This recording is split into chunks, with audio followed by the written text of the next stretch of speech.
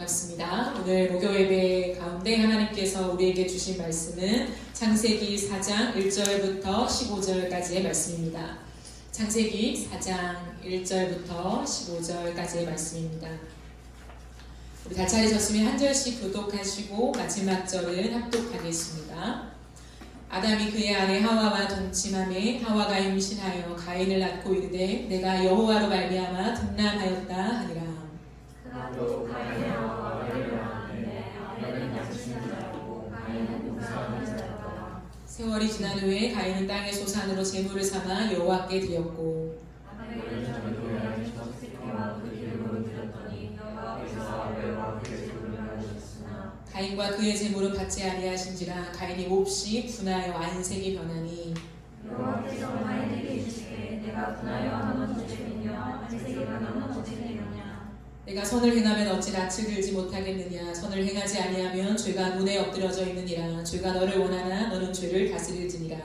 가인이 그의 아와 아벨에게 말하고 그들이 들에 있을 때 가인이 그의 아와 아벨을 쳐 죽이니라. 여호와께서 가인에게 이르시되 내 아우 아벨이 어디 있느냐. 그가 이르되 내가 알지 못하나이다. 내가 내 아우를 지키는 자니까.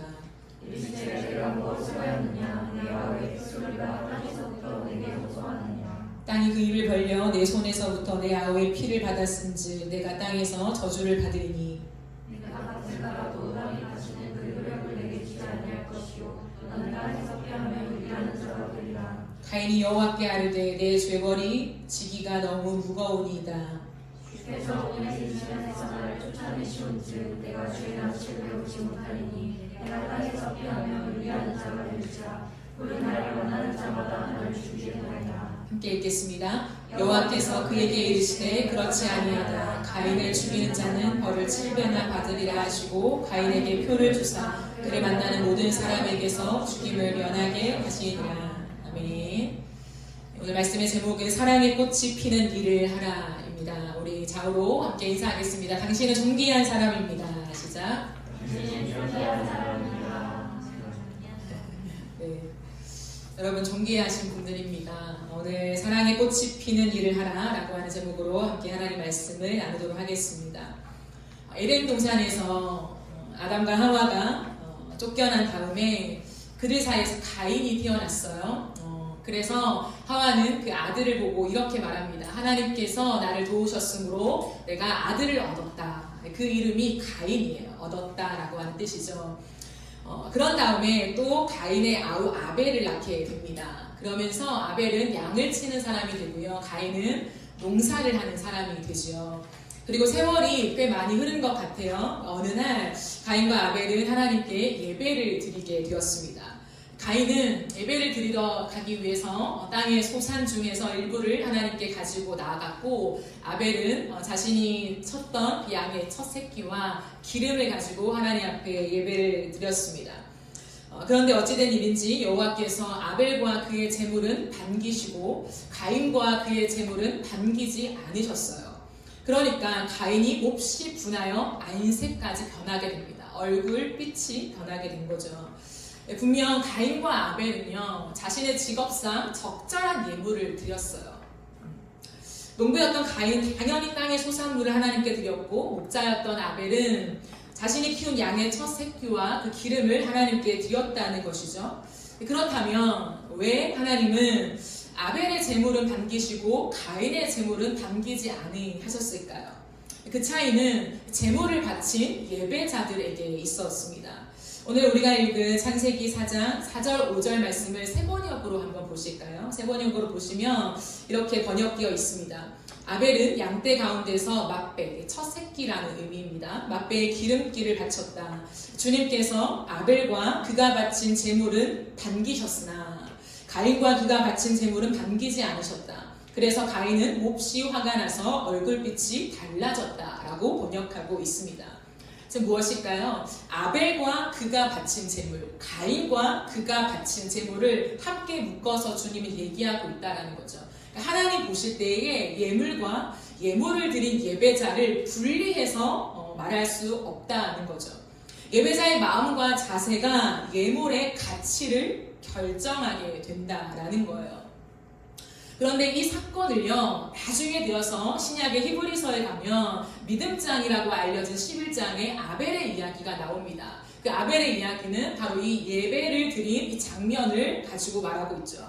개역개정에 보면요, 히브리서 11장 4절 말씀을 이렇게 되어 있죠. 믿음으로 아벨은 가인보다 더 나은 제사라고 표현해요. 더 나은 제사를 하나님께 드림으로 의로운 자라 하시는 증거를 얻었으니 하나님이 그 예물에 대하여 증언하십니다. 그가 죽었으나 그 믿음으로써 지금도 말하느니라 라고 되어 있어요. 근데 이것을 세 번역으로 보시면 믿음으로 아벨은 가인보다 더 나은 제물이라고 표현해요. 그러니까 제사 이꼴 예물이라고 하는 거예요. 제물이라고 하는 거예요. 더 나은 제물을 하나님께 드렸습니다. 이런 제물을 드림으로써 그는 의인이라 증언을 받았으니 하나님께서 그의 예물에 대하여 증언하여 주신 것입니다. 그는 죽었으나 이 믿음으로 말미암아 아직도 말하고 있습니다 라고 얘기를 해요. 그리고 하나 더 보면요, 헬라어 직역 성경에는 이렇게 되어 있습니다. 믿음으로 헤벨은 아벨을 말하죠. 카인보다 더 좋은 제물을 바쳐 그가 의인이라는 것이 증명되었으니 하나님께서 그의 예물로 그를 인정하셨습니다. 예물과 그를 같이 보시는 거죠. 자기 죽음을 통하여 그는 아직도 말하고 있습니다 라고 설명하고 있습니다. 더 나은 제사, 더 나은 제물, 또 더 좋은 제물이라고 표현하고 있죠. 이것은 다 같은 말입니다. 근데 이것은 어떠한 뉘앙스로 쓰이냐면 이런 의미예요. 더 위대한이라고 하는 표현입니다. 더 위대한, 더 큰, 더 존귀한, 더 훌륭한이라고 하는 의미를 가지고 있다라는 거예요. 그럼 가만히 생각해 볼 것은 왜 하나님은 가인과 아벨이 동일하게 하나님 앞에 제물을 가지고 예배를 드렸는데 아벨의 제사를 향하여서 더 나은 제물이다, 더 좋은 예물이다, 더 나은 제사를 드렸다라고 반기셨을까요? 분명하게 우리가 짚고 넘어가야 될 것은 하나님은 가인을 리젝하신 건 아니었어요. 그를 내치신 건 아니었다라는 거죠. 다만 주님은 더 강조하고 싶은 건 뭐냐면 아벨의 제사를 강조하고 싶으신 거예요. 나는 아벨의 제사가 너무 반갑다라고 얘기하고 계신 거죠. 그렇다면 왜 하나님은 아벨을 반기셨을까요? 아벨이 드린 제물과 그 아벨을 왜 주님은 반기셨을까요? 아벨은요, 사랑의 꽃이 피는 일을 했기 때문입니다. 과연 이것이 무슨 의미일까요? 같이 좀 생각해 보기를 원합니다. 여러분, 아담과 하와는요, 선악을 알게 하는 나무의 열매를 따먹고 말았죠. 그런 다음에 죄의 결과가 무엇이었냐면 에덴 동산에서 내어 쫓김을 당했습니다. 나가야 했다는 거죠. 그러면서 그때부터 시작된 것이 뭐냐면 고통이었다는 거예요. 아담은 일을 하면서 노동의 고통을 얻게 되었고 하와는 아들을 낳을 때에 아이를 낳는 출산의 고통을 더하게 되었다라고 하는 거죠. 이 고통은 매우 큰 것이었죠. 그런데 생각해 보세요. 아담과 하와에게 가장 큰 고통이 무엇이었을까요? 물론 지금까지 고통을 경험해보지 못했기 때문에 죄에 대한 결과로 고통을 경험할 때 정말 힘들었을 것 같아요. 그런데 그들에게 더 큰 비교할 수 없는 고통이 무엇이었을까요? 그것은 바로 내가 언제든지 하나님께 나아갈 수 있는 길이 이제 막혔다라는 거죠. 이전에는 에덴 동산에서 하나님과 아담, 하와 사이에서 어떠한 구분이 없었어요. 너무나 친밀한 사랑의 연합 속에 있었다라는 거죠. 근데 죄로 인하여서 하나님께서 아담과 하와 가운데서 아담과 하와가 스스로 하나님을 찾아서 만날 수 없는 그 고통 가운데 내몰리게 되었다라는 거죠. 하나님이 먼저 찾아오셔야만 일시적으로 만날 수 있는 처지에 놓여지고 말았던 것입니다. 이전과 같은 그런 하나님과의 친밀함, 하나님과 연합되어 살아가는 기쁨과 만족을 온전히 누리지 못하는 삶이었다라는 거예요. 아마 그것이 아담과 하와에게 가장 큰 고통이 아니었을까라는 생각을 해봅니다. 그런데 아담과 하와에게 이제 아들이 태어나죠. 어느 정도 자랐을 때에 이 가정을 한번 상상해 보세요. 아담과 하와가 그 아들에게 어떤 얘기를 들려주었을까요? 아이가 태어났어요. 아담과 하와의 스토리를 말해줄 거 아니에요. 부모는 아이에게 무언가를 얘기해 주니까요. 당연히 하나님에 대한 얘기를 했겠죠. 하나님에 대한 얘기, 그리고 에덴 동산에 대한 얘기를 아이에게 들려주었을 것입니다. 자신들에게 어떠한 일이 있었는가에 대한 스토리를 쭉 말해 주었을 거예요. 때로는 어렵지만 그 아픈 스토리까지도 꺼내어서 이 장남인 가인에게, 그리고 이어서 태어난 아벨에게도 말했을 것이 분명합니다. 에덴 동산에서의 그 추억, 하나님 앞에 내가 벌거벗었으나 부끄럽지 않았던 그때를 얼마나 추억했을까요? 그 친밀한 사랑, 그 연합의 신비가 무엇이었는지를 아마 그 아들들에게 말해 주었을 것입니다. 그리고 지금은 그때와 동일하게 느끼지 못하는 무언가 하나님과의 막힌 것들이 있는 것에 대한 고통, 그리고 이 죄에 대한 고통으로 나의 자녀들에게도 물려줄 수밖에 없는 그 아픈 안타까운 마음, 그 복잡한 마음들이 아마 자녀들에게 전해지지 않았을까 생각합니다. 당연한 원리이죠. 근데 생각해 보십시오. 그 얘기를 들은 아벨과 가인은 어떻게 자랐을까요? 엄마 아빠를 통하여서 하나님의 얘기들, 에덴 동산에서 얘기들, 그 얘기들을 들은 가인과 아벨의 마음은 어떠했을까요? 이 두 사람은 이제 장성할 사람이 되었습니다. 그래서 각각 자기가 농사일도, 그리고 양을 돌보는 목자일을 맡아서 할 만큼의 오랜 시간이 흐른 뒤였다라는 거예요. 그러던 어느 날 하나님께서 그들을 찾아오셨죠. 그리고 그들에게 제사를 드리라고 하셨단 말입니다. 가인은 부모님으로부터 하나님과 에덴 동산의 이야기를 들으면서 두 마음이 공존했을 것 같아요. 어떤 마음일까요? 두 마음. 한편으로는 창조주 하나님에 대해서 알아가면서 부모님이 알려주시는 그 하나님에 대한 얘기를 듣고 알아가면서 우리 부모님이 경험했던 그 하나님은 어떤 분일까? 누구실까? 그리고 그들의 마음에 가장 큰 의문이 있었을 거예요. 궁금증. 과연 에덴 동산은 어떠한 곳이었을까? 거기에 대한 마음이 있었고 궁금한 질문들이 있었을 것입니다. 그런데 또 다른 한편으로는 어떠한 마음이 공존하고 있냐면 사랑한다고 해놓고 그토록 사랑한다고 에덴 동산에 우리 엄마 아빠를 두었음에도 불구하고 결국에는 말씀을 어겼다는 이유로 에덴 동산에서 쫓아내신 그 하나님이 완전히 이해되지는 않았을 거예요. 누구라도 마찬가지죠. 이 두 가지의 생각과 마음이 사람에게는 공존한다는 것이죠. 그리고 지금 봤을 때 그런 마음들이 있지만 또 한편으로는 지금 자신의 인생을 봤을 때 에덴에서 만났다고 하는 우리 부모님이 그 에덴 동산에서 하나님과 친밀한, 벗었지만 부끄럽지 않은 그 연합의 신비를 경험한 하나님이라고 하지만 나는 오늘도 내 일상 속에 노동을 해야만 하는 이 현실에 내몰린, 그것을 내버려 두시는 그 하나님에 대한 해결되지 않는 마음이 가인의 마음을 참 무겁게 짓누르고 있지 않았을까 생각합니다. 에덴 동산에서는 그 수많은 과일들을 그냥 내가 마음만 먹으면 따먹을 수 있는 그 은혜, 그 놀라운 하나님께서 자격을 주셨다고 하지만 이제 나는 우리 가족들을 먹여 살리기 위해서 농사를 해야만 한다는 거죠. 땀을 흘리고 노동을 하고 이 육체의 필요를 견뎌내면서 해야 한단 말입니다. 가인은 등남하였다, 아들을 얻었다, 첫째인 것 같죠. 그러니까 부모님에게 많은 먹을 것들을 제공하기 위해서 열심히 일하는 그 첫째 아들의 책임감은 막중했을 것입니다. 쉬고 싶어도 쉴 수 없는 그 책임감 속에 자신의 인생을 유지해야만 했겠죠. 그 노동 속에 과연 가인에게 하나님이 보였을까요? 하나님이 희미했겠죠. 듣고 알지만 그 에덴이 나도 경험해보고 싶고 궁금하긴 하지만 한편으로는 이해되지 않는 그 하나님과의 그 관계의 씨름 속에서 대체 뭐지? 라고 하는 그 의문들, 그리고 나는 너무 힘들고 이 노동의 고통이 너무 힘든 이 일상을 걸어가면서 참 답답한 마음들이 있었을 거예요. 그런데 어느 날 하나님이 예배를 드리라고 하는 거죠. 제사를 드리자. 그러니까 가인은요, 얼른 자신이 농사에서 얻은 소산물 중에 얼마를 챙겨서 하나님께 예배를 드렸지 않았을까요? 하나님을 무시할 수 없고 인정하니까 자신 나름대로의 그 예물을 드렸을 것입니다. 그런데 문제는 뭐냐면 하나님이 반기지 않는 거예요.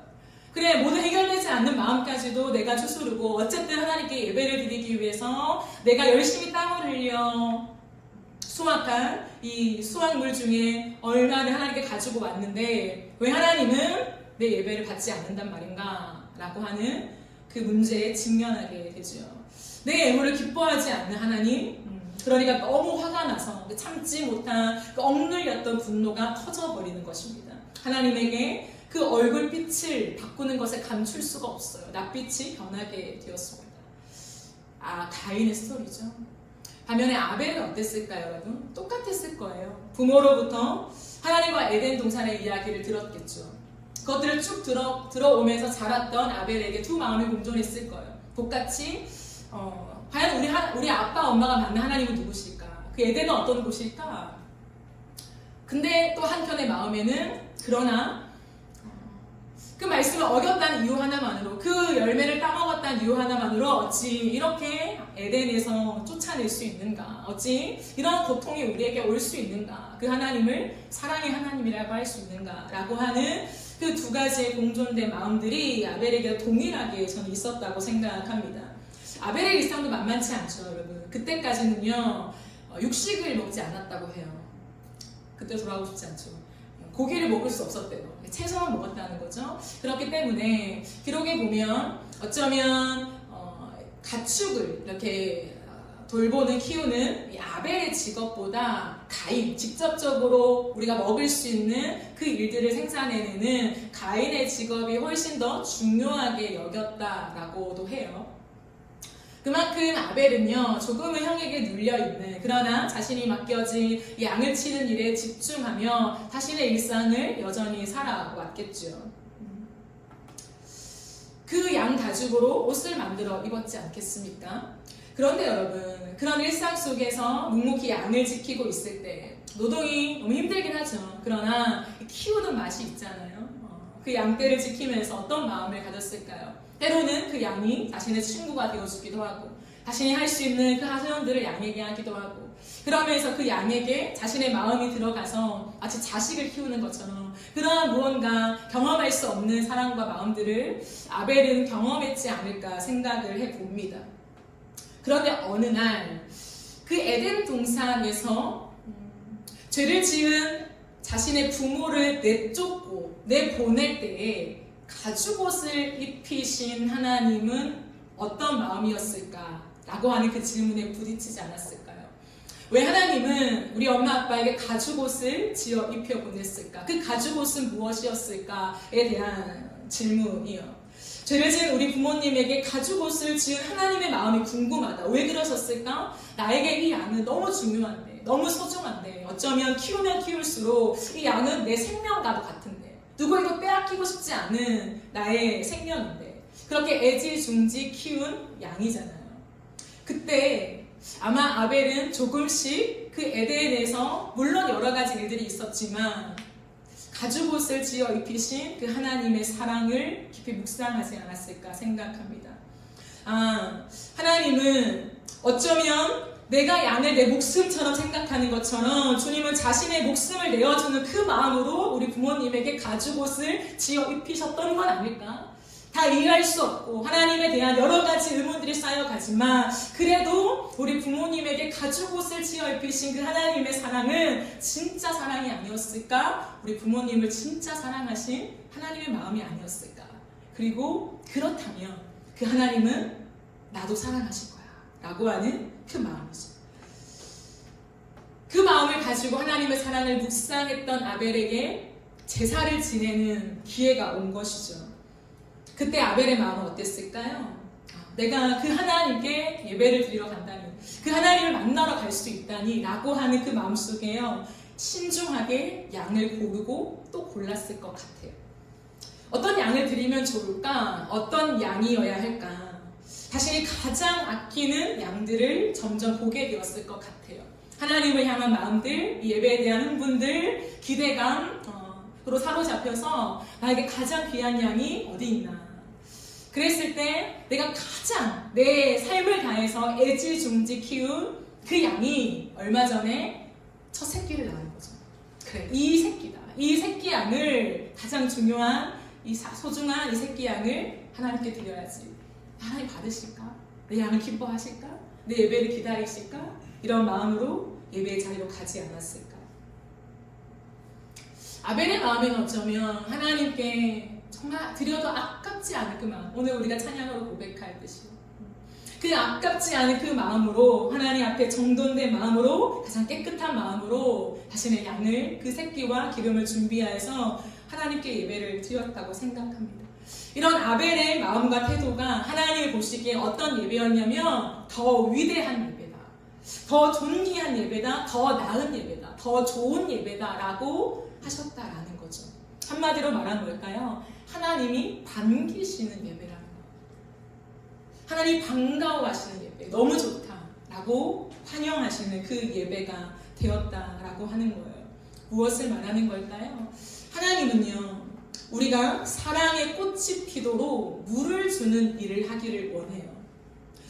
하나님의 사랑은 때로 보이지 않죠. 우리의 일상 속에 하나님의 사랑이 느껴지지 않을 때가 참 많아요. 죄악된 이 세상 속에 우리 하나님의 사랑이 가려져 있을 때가 많다는 거예요. 숨어져 있어요. 드러나지 않는다는 거죠. 하나님은 살아계신데 왜 나에게 이런 일이 있을까? 하나님은 선하신 분이라고 하는데 왜 이 땅에는 이러한 일들을 하나님 내버려 두실까? 왜 선한 사람들이 고통을 받고 왜 악인들이 잘 되는 것일까? 왜 오늘도 내 삶은 이렇게 괴롭고 힘든 것일까? 왜 고통이 나를 누르는 것일까? 라고 생각할 만큼 우리의 인생 속에 하나님의 사랑이 가리워져 있을 때가 참 많아요. 가인과 아벨은 같았다고 생각해요. 누가 더 월등히 낮고 누구는 형편이 없고 그런 것이 아니라 인간이 할 수 있는 너무 당연한 생각들, 하나님을 향하여 이런 편도 생각해 볼 수 있고, 그런데 저런 편도 뭐지? 라고 생각할 수 있는 그 당연한 마음의 두 가지의 공존된 마음이에요. 그러나 하나님은 우리에게 원하시는 게 있어요. 그 원하심은 뭐냐면 보이지 않지만 하나님은 당신의 사랑의 씨앗을 이 땅에 심어 놓으셨거든요. 우리의 일상 속에 우리가 걸어가는 많은 삶 속에 또한 하나님이 정말 계신 거 맞아? 라고 누군가는 아우성을 치는 이 세상의 한 보판에 어딘가에 하나님은 하나님의 사랑의 씨앗을 심어 놓으셨다라는 거죠. 그런데 그곳에 물을 주는 사람을 찾으신다는 거예요. 하나님이 사랑의 꽃을 당신의 주권으로 활짝 피면서 야 여기 봐, 내 사랑이 여기 꽃이 피었잖아, 아름답지, 여기를 주목해봐봐 라고 하시는 분이 아니라 하나님은 깨어지고 파괴된 이 세상 속에 당신의 사랑을 이제는 심어 놓으시는 거예요. 심어 놓으실 때에 누가 그 사랑을 찾아서 물을 줄 것인가? 누가 그 하나님의 사랑, 그 씨앗이 꽃이 피는 그때까지 물을 주는 역할을 감당하여서 마침내 하나님의 사랑을 찾아내는 기쁨을 얻어낼 것인가? 라고 하는 거죠. 그 마음을, 그 사람을 하나님 너무 반기신다는 거예요. 너무 반갑다, 너무 고맙다 라고 주님 말씀하고 있다는 거예요. 우리의 일상에서 하나님이 이해되지 않는 것, 그리고 하나님의 사랑이 발견되는 것, 그 두 가지 일이 있어요. 그런데 오늘도 하나님의 사랑을 찾아내려고 하는 그 목마름에 우리가 자꾸 물을 줘야 한다는 거예요. 하나님의 사랑을 엿볼 수 있는 이 아벨처럼 양을 지키면서도 그 가축옷을 지어 입히신 하나님의 사랑을 묵상하는 것이 물을 주는 거였다는 거죠.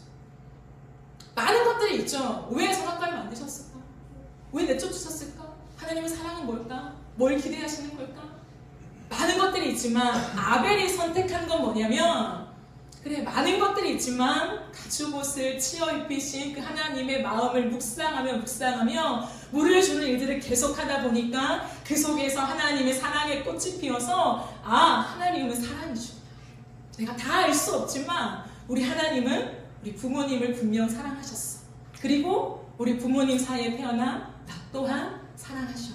왜? 그분은 창조주이시니까. 그것을 선택했다는 거. 물 주는 일을 선택했다라는 거죠. 그것이 하나님이 좋아하시는 일이었다라는 거. 때로는 우리의 마음속에 하나님을 향한 밋밋한 마음이 들 때도 있어요. 밍숭맹숭하고 그냥 어떤 감흥이 없는 때를 만나기도 해요. 그런데 우리의 인생이 이렇게 자라가다 보면 어느 지점에서는요, 내 마음에 하나님의 사랑이 막 충만하고 너무 느껴지고 그 하나님을 향해 절박한 마음, 붙잡을 수밖에 없는 그 절박한 마음을 내가 느낄 때도 있어요. 그런데 하나님이 원하시는 건 뭐냐면 밋밋한 마음에 자꾸 물을 주는 게 아니라, 밋밋한 마음에 계속 딱딱해지도록 물을 주는 것이 아니라, 하나님 오늘도 우리에게 내가 하나님 만났을 때 그 감격, 그 은혜, 그 추억, 그 기억, 그 감사, 그 엎드림, 그 눈물, 그 추억들, 거기에 자꾸 물을 주어서 마침내 그것이 꽃이 피어서 하나님은 사랑이시다. 내 인생에 내가 다 해석할 수 없는 많은 일들이 있지만 그러나 내 하나님은 사랑이시다라고 하는 그 사랑의 꽃을 날마다 쳐다보면서 하나님을 바라보기를 반가워 하신다는 거. 그게 물을 주는 거예요. 우리의 삶에서 하나님을 때로는 멀어지게 만드는 일을 경험하기도 해요. 누군가는 그것을 고난이라고 하죠. 그 많은 일들 속에 하나님이 멀게만 느껴지는 고통을 당할 때가 있어요. 그 하나님의 부재에 대한 고통들. 근데 어떤 지점에서는 하나님을 가깝게 느끼는 은혜의 지점들이 있습니다. 그렇죠? 분명히 있다는 거예요. 없을 수가 없어요. 그런데 그때 하나님은 우리가 하나님을 가깝게 느꼈던 그 은혜의 지점, 그걸 가지라고 표현하고 싶어요. 그 가지를 곱게 자꾸만 세워주는 그 일을 주님은 하기를 기대하신다는 거예요. 그 은혜의 가지가 더 많이 뻗쳐나가서 그 가지 안에 하나님의 일하심들을 바라볼 수 있게 만드는 것. 때로는 어떤 가지는 부러져 있는 가지가 있을 수 있어요. 하나님의 살아계심, 선하심, 사랑, 하나님에 대해서 잘 모르겠어 라고 하는 꺾여진 가지들이 있을 수 있다는 거예요. 근데 그 가지가 아니라 이미 뻗어져 있는 그 가지에 더 물을 주고 자라게 하고 지탱해주는 그 일을 할 때에 하나님은 반가워하신다는 거예요. 왜냐하면 그게 죄에 대한 대가예요. 이 세상 속에 어디를 가든 하나님의 사랑을 발견하고 볼 수 있는 그 에덴 동산이 파괴되어 버렸잖아요. 어디를 가도 하나님이라고 하면 하나님이 나에게 짠 하고 나타나시고 하나님의 소리가 들려지고 그 하나님의 임재가 느껴지는 에덴 동산이 이제는 파괴되어 버렸어요. 그렇기 때문에 오늘도 우리가 하나님이라고 하면 뿅 하고 나타나서 나 여기 있다 라고 하는 것이 당연하지가 않다는 거예요. 그럼에도 불구하고 하나님은 우리를 너무 사랑하시니 우리의 인생 속에 그 지점들을 주신다는 거예요. 그 씨앗들을 이미 심어 놓으셨다는 거예요. 거기에 물을 주면 된다는 거예요. 그렇게 나를 만나가자. 그렇게 완전하진 않지만 이 땅 가운데 나의 사랑을 발견해 줄 사람, 나의 사랑을 찾아 나서서 와 여기 있었구나. 내가 물을 주면서 하나님을 바라봤더니 어느 날 여기에 자고 일어나니까 꽃이 피었네. 그래 맞아. 하나님은 사랑이셔. 라고 하는 그 꽃을 누가 피게 할 것인가. 세상에 그래 많은 일들이 있지만 이 꽃을 봐봐. 하나님이 내 인생 속에서 이 꽃을 피게 하셨어. 하나님은 사랑이셔 라고 누가 다른 사람에게 보여줄 그 꽃을 피게 할 것인가. 하나님은 그것을 더 좋은 기회다 라고 주님이 말씀하고 계시다라는 거죠. 어느 날 사랑의 꽃이 피어요. 어느 날이에요. 열심히 물을 주다 보면요 꽃은요 갑자기 피잖아요. 짠 하고 피어요. 그 꽃이 피는 때를 기다릴 수 있는 믿음. 그러므로 우리는 이 땅에 살아가는 동안에 사랑의 꽃이 피는 일을 해야 해요. 그게 하나님이 반기시는 일이라는 거예요. 그것은 아벨처럼 어쩌면 하나님께 가장 귀한 것을 드리기 위한 그 마음의 준비였는지도 모르겠어요. 하나님, 여러 가지 하나님에 대한 이해들이 있지만 그러나 그래 가죽옷을 지어 입으신 그 사랑, 어쩌면 그 행위, 하나님의 그 모습, 그 하나만 붙잡고 물을 줬을 때에 나에게 양이 목숨과도 같은데 어쩌면 하나님이 당신의 목숨과 같이 우리 부모님에게 그 사랑에 그 이불을 덮어주신 것은 아닐까? 그런 가림막을 주신 것은 아닐까? 라고 생각하면서 내 목숨과도 같은 걸 드린다는 게 뭐지? 나에게 내 목숨과 똑같은 게 뭐지? 내가 지금까지 정말 이 양은 안 돼 라고 했던 이것을 드리는 것이 하나님 앞에 예배가 되겠구나.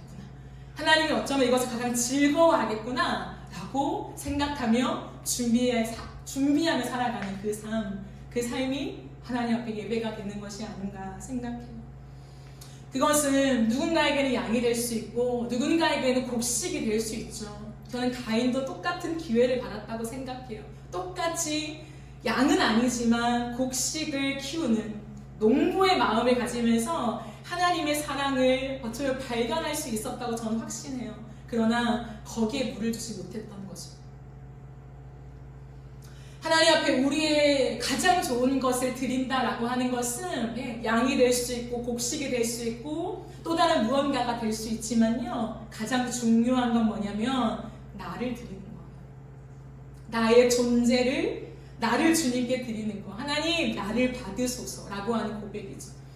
창조주 하나님, 당신이 창조한 대로 내 삶을 이끄소서. 내 삶을 주님께 내어드립니다. 내 삶의 일부분이 아니라 하나님, 이제는 내가 조금 더 이 물을 주고 사랑의 꽃을 많이 발견하다 보니 하나님, 이걸로 안 될 것 같아요. 네, 얼마의 시간, 재물, 하나님 지금까지 이렇게 드려왔고 너무 귀하게 받아주셔서 감사한데 하나님, 이제는 나를 주님께 드리고 싶어요. 내 삶의 전부를 주님께 드리고 싶어요. 나를 사용해 주세요 라고 하는 그 고백이 주님 앞에 올려지는 때가 온다는 거죠. 그 고백을 하나님은 너무 기뻐하시고 기다리시는 게 아닌가 생각해요.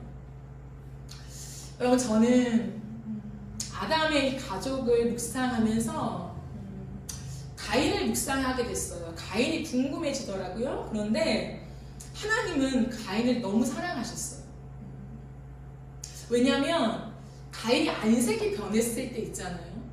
하나님을 향해서, 사람에게가 아니라 하나님을 향해서 예배를 드릴 때에 하나님이 어쨌든 반가워하지 않는다는 이유만으로 하나님 앞에서 얼굴이 바뀌었어요. 낯빛이 변한 거죠. 근데 하나님이 어떻게 가인에게 다가오시냐면 질문을 하세요. 성경에서 질문을 한다는 것은 그 상대를 인격적으로 대우한다는 거거든요. 하나님께서 가인에게 이 질문을 하시죠. 6절을 보시면 네가 분하여 하면 어찌 됨이냐, 안색이 변하면 어찌 됨이냐 라고 하나님은 질문을 하십니다. 무엇일까요? 너 왜 표정이 그 모양이야? 이렇게 하나님 따져 물으시는 걸까요? 그게 아니에요. 이 질문은 뭐냐면 하나님이 다시금 하나님을 정확하게 바라보고 하나님 앞에 돌이킬 수 있는 기회를 주시는 거예요. 가인아, 나다. 왜 얼굴이 그래? 라고 하시는 하나님의 마음이라는 거예요. 그리고 하나님 말합니다. 네가 선을 행했다며, 올바른 일을 했다며 어찌 낯을 들지 못했겠냐 가르쳐 주시는 거예요. 여러분, 무언가가 문제가 있는 것을 발견할 때요, 두 가지 반응이 있을 수 있어요.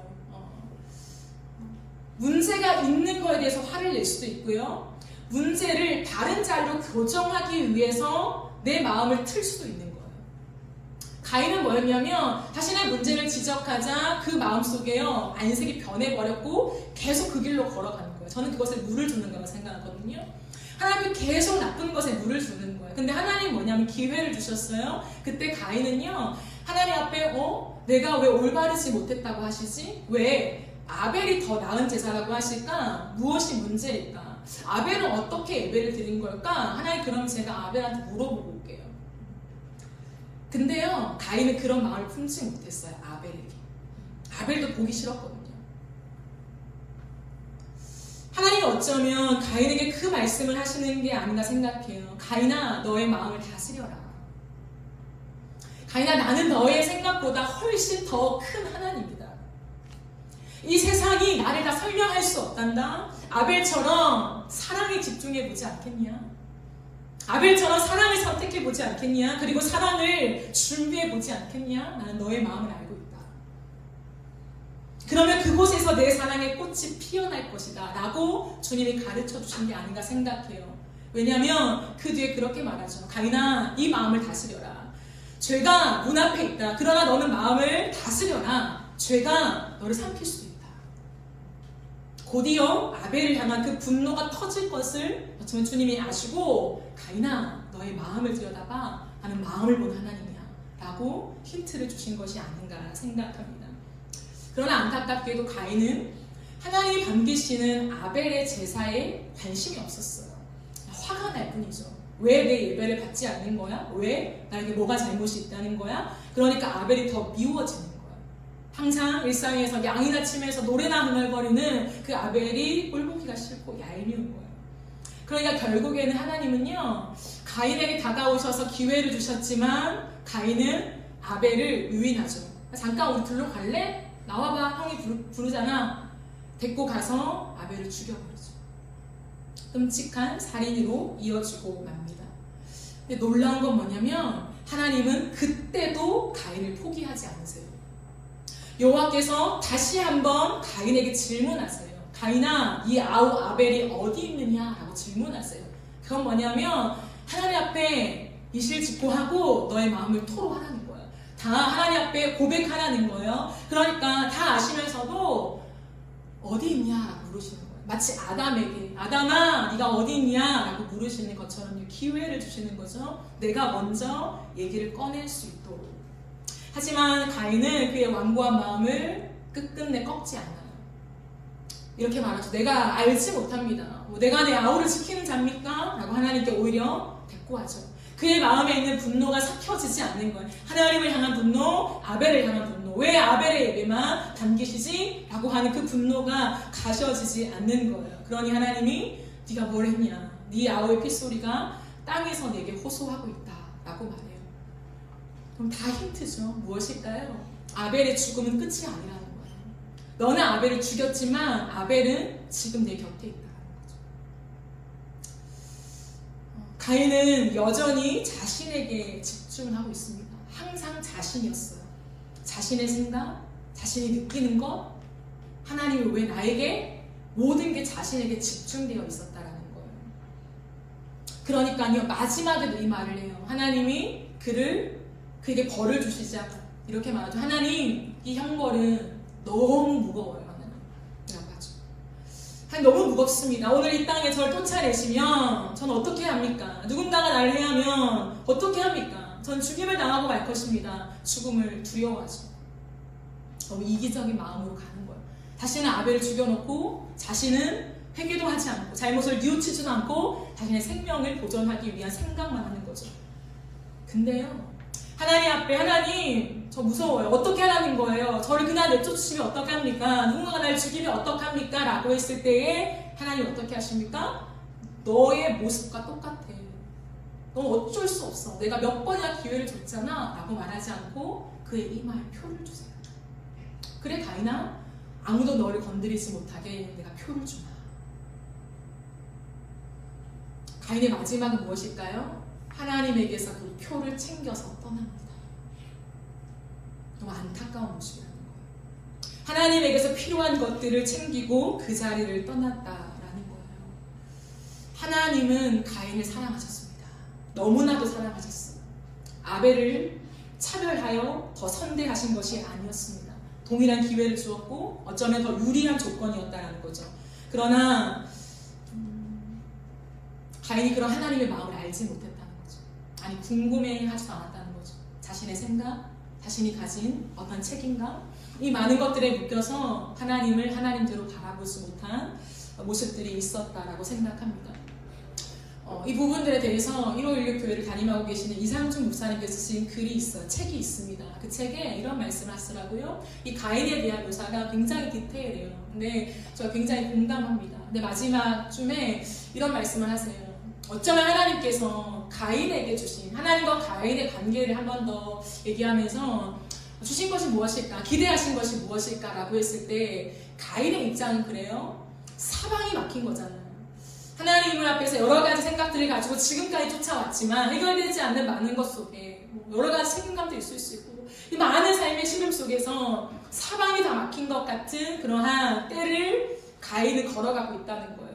하나님은 과연 내 인생을 돌보실까? 정말 인도하시는 게 맞을까? 라고 하는 그 지점. 난 너무 힘들어. 이 노동도 힘들고 이렇게 살아가는 게 힘들어 라고 할 때에 하나님이 보이지 않잖아요. 근데 하나님이 기대하신 건 뭐냐면 그 사방이 막혀있는 그 출구 없는 미로를 통과하는 동안에 다 막혀있잖아요. 옆도 막혀있고 뒤도 막혀있고 사람을 의지할 수도 없고 환경을 의지할 수도 없고 다른 무언가를 의지할 수 없는 내가 이것들을 의지하여서 이 상황을 내가 돌파해낼 수 없는 이 상황 속에 단 한 가지 고개를 들어서 하나님을 바라보기를 기대하셨다. 어쩌면 그랬다면 그 하늘을 바라보는 눈 속에 하나님의 사랑이 꽃피었지 않았을까? 이건 저의 해석입니다. 우리의 인생 속에 하나님은 항상 사랑의 씨앗을 어딘가에 심어놓는다는 거예요. 막다른 골목으로 누군가 갈 수 있어요? 사방이 다 막힐 수 있습니다. 하나님의 돌보심, 인자함, 선하심, 나의 인생을 인도하시는가에 대한 의문을 가질 수 있는 많은 것들이 다 내 삶에 다 놓여 있을 수 있어요. 그러나 하나님은 그때라면 하늘을 여신다. 하늘을 바라보고 하나님을 쳐다보는 자에게 동일하게 사랑의 꽃을 주님은 확인시켜 주신다는 거예요. 무엇일까요? 모든 사람을 사랑하신다는 거예요. 모든 사람을 사랑하시되 끝까지 사랑하신다는 거예요. 모든 사람을 사랑하시되 아담과 하와에게 가죽옷을 지어 입히신 사랑과 동일한 크기, 동일한 마음, 동일한 넓이로 주님을 사랑하신다는 거예요. 차별이 없습니다. 똑같은데 누가 그 하나님의 사랑 앞에 목말라서 내 인생에 그 씨앗에 물을 주는 일을 선택할 것인가?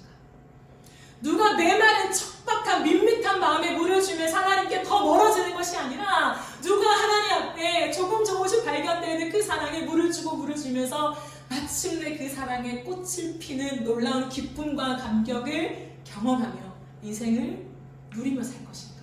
그게 안식입니다. 결론적으로 가인의 마음에는 안식이 없었다는 거. 하나님은 에덴 동산을 떠난 모든 인류에게 그죠, 완벽한 안식은 없죠. 온전한 안식은 없습니다. 그러나 안식을 주시죠. 하나님의 사랑 안에 거할 때. 그러므로 모든 두려움을 내어쫓는 완전한 안식, 세상에 줄 수 없는 그 하나님 안에서의 안식을 너무 주고 싶어 하신다는 거예요. 그런데 가인은 그 안식을 얻지 못하고 또다시 유리하는 자로 자신의 인생에 필요한 것들을 챙겨서 떠났다라는 거예요. 우리의 인생에 저는 아벨과 가인의 모습이 다 있다고 생각해요. 나는 아벨일까 나는 가인일까 그건 너무 우리에게 도움이 되지 않는 생각인 것 같아요. 다만 오늘 이 말씀 속에 저는 단순한 예배가 아니라 하나님이 받으시는 어떤 예물, 어떤 예배의 형태 것이 아니라 우리의 인생 속에 하나님의 사랑의 씨앗이 다 있고 누가 그 것에 물을 주는 일들을 선택하며 하나님을 보며 하나님을 만나며 하나님의 눈빛을 교감하며 이 땅을 살아갈 것인가 라는 거죠. 마지막으로 말씀을 마무리하면서 저는 이 말씀의 맥락들을 쭉 읽어보면서 한 여인이 떠올랐어요. 옥합을 깨뜨린 여인이죠.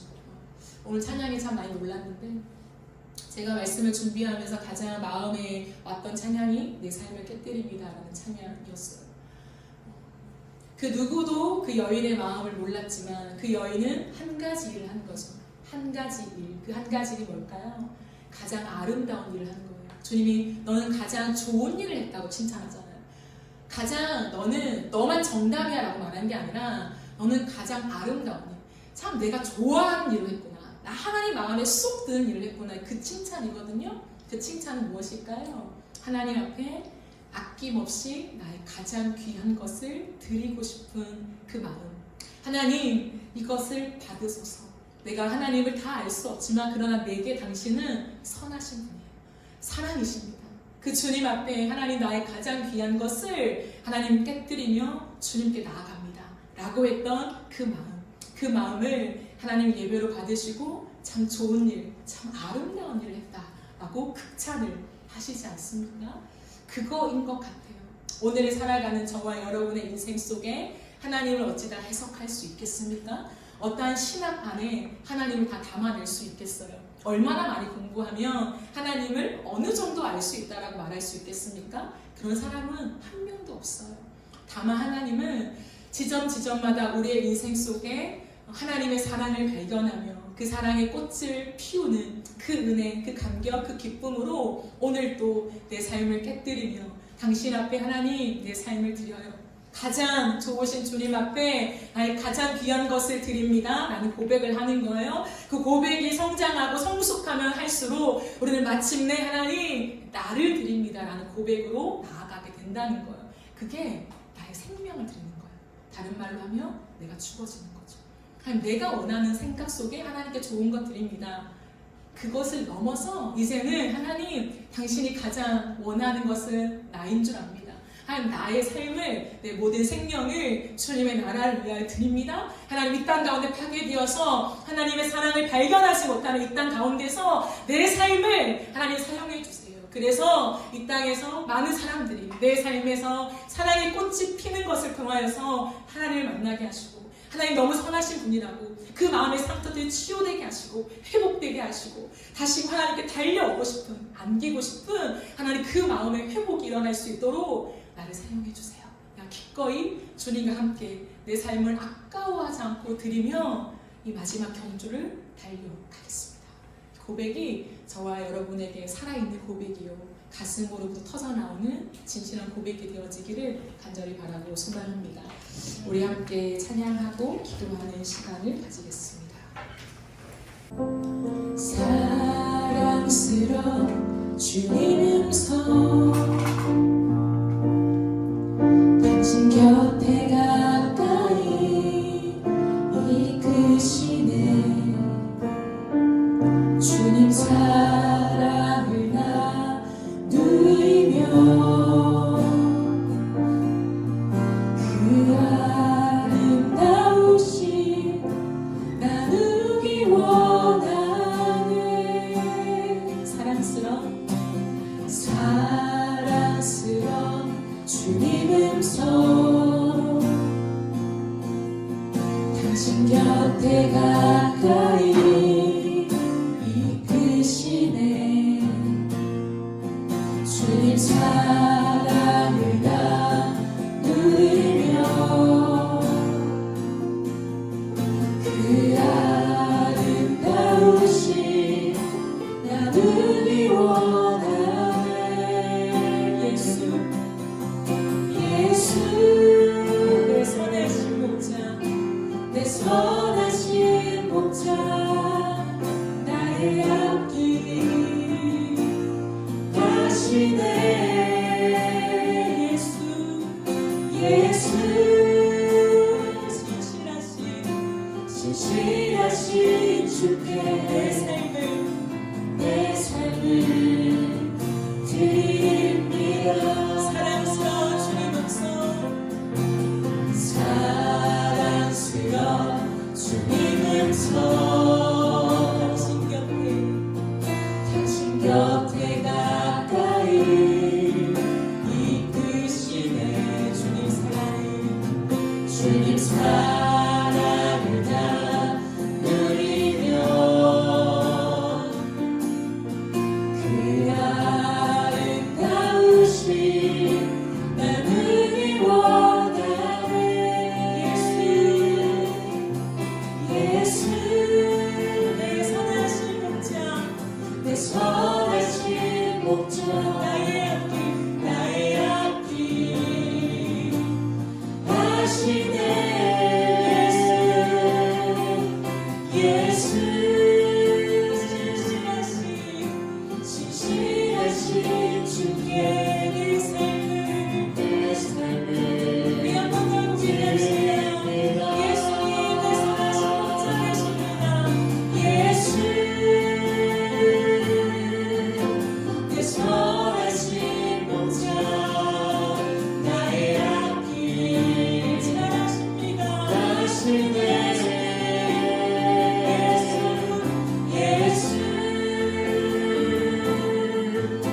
신실하신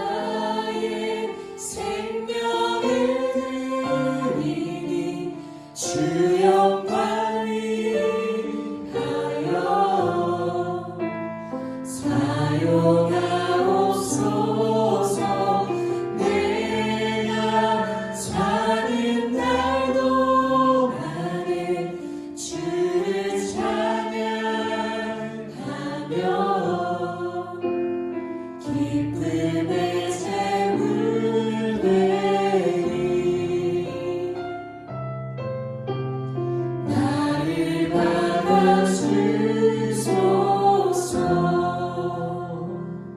우리가 이 시간 들은 말씀을 기억하며 함께 기도합시다. 사랑하는 여러분, 하나님이 우리를 반기시는 예배를 드리고 싶지 않으세요? 저는 무엇이 옳고 그런 것보다도 하나님이 반가워하신 예배를 드리는 예배자가 되고 싶다 하는 마음이 들어요. 우리의 인생 속에 우리의 죄의 영향력이 얼마나 지독한지요? 파괴되고 망가져서 하나님이 잘 보이지 않고 하나님을 오해할 수밖에 없고 해석이 안 되는 무수히 많은 일들이 이 땅에 있습니다. 그리고 그것을 향한 우리의 많은 고민과 고뇌가 있을 수 있어요. 하지만 하나님은 더 나은 예배랑 더 좋은 예물이랑 더 나를 반갑게 할 수 있는 그런 예배랑 그 많은 것보다 하나님의 사랑의 씨앗이 있는 곳, 내가 하나님을 더 가깝게 갈 수 있는 곳, 거기에 물을 주는 것. 그렇다면 그곳에 사랑의 꽃이 필 것이다. 그렇게 말씀하시는 것 같아요. 그러므로 우리의 인생 하나님을 어찌 다 알 수 있겠습니까? 하나님과 멀어지게 만드는 그러한 생각들과 많은 사건들, 거기에 몰입하기보다도요, 우리의 인생 속에 하나님의 은혜의 추억들, 그 지점들, 하나님과 뜨겁게 만났던 그 사랑, 그것들을 기억하고 생각하고 하나님과 나누고, 또 내 오늘의 인생 속에 하나님 분명히 은혜를 주셨어요. 사랑의 씨앗이 반드시 있다는 거예요. 아주 작아 보여도요. 작지만 그것을 묵상하는 것이 물을 주는 거예요. 그것을 기록하는 것이 물을 주며 그 하나님의 마음이 무엇일까에 내 마음과 내 생각과 시간을 쓰면서 깊은 묵상으로 끝없이 끌고 가는 것, 그것을 찬양의 고백으로 만들어 놓는 것, 그 모든 것이 물을 주는 거라고 주님 말씀하십니다. 우리가 이 시간 기도하며 나아갈 때에 하나님 그렇습니다. 내 평생에 이 짧은 인생을 살아가는 동안에 내가 하나님의 사랑의 씨앗이 있는 곳에 물을 주는 자가 되게 하여 주시옵소서. 내 선택이 그것을 향하게 하여 주시옵소서. 내 밋밋한 마음이 아니라 하나님을 향한 감격, 그 은혜, 하나님 그것 안에 내가 거하면서 하나님의 사랑을 누리는 내가 되게 하여 주시옵소서. 참된 안식을 얻게 하여 주시옵소서. 우리 자 각자의 고백을 따라 기도하며 나가시겠습니다.